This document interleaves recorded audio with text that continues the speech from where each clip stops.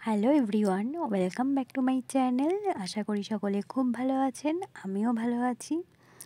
আজকে একটু মিক্স সবজি রান্না করব, মানে মিক্স সবজি, বিভিন্ন রকমের সবজি নিয়েই রান্না করব।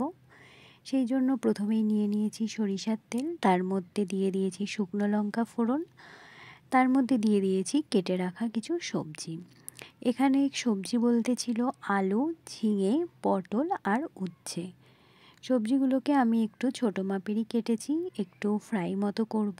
তো সেই জন্য তেল গরম করে শুকনো লঙ্কা ফোড়ন দিয়েই সবজিগুলো দিয়ে দিয়েছি।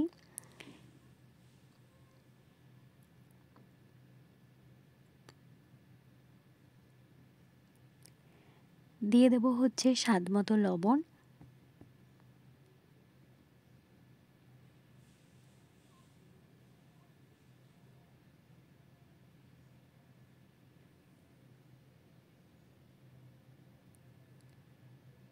দিয়ে দেবো হচ্ছে চিড়ে রাখা কাঁচা লঙ্কা।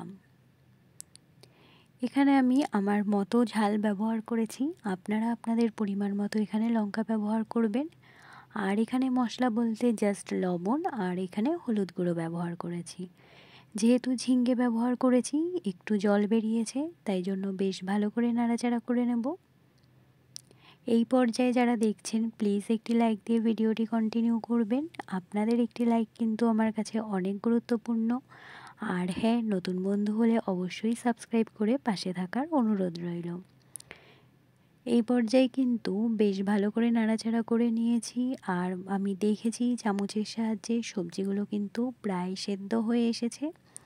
তাই আর কিছুক্ষণ আমি ভালো করে এটাকে করে নেব।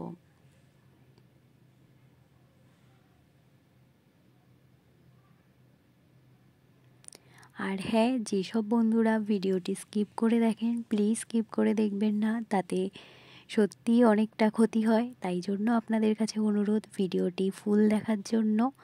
আর অনেক ছোট ভিডিও, তাই জন্য স্কিপ না করে ভিডিওটি দেখার অনুরোধ রইল।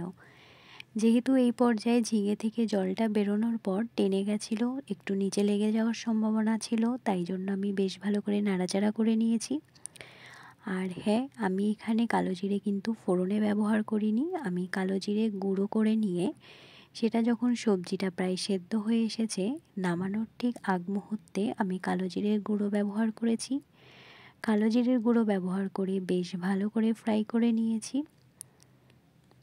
তাতে কালো জিরের ঘ্রাণটা বেশ ভালো পাওয়া যাবে আর একটু অন্য রকমের টেস্ট হবে।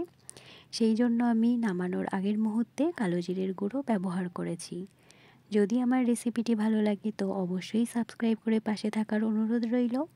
একটি লাইক করে ভালোবাসার দিয়ে কমেন্ট করবেন কেমন লাগলো।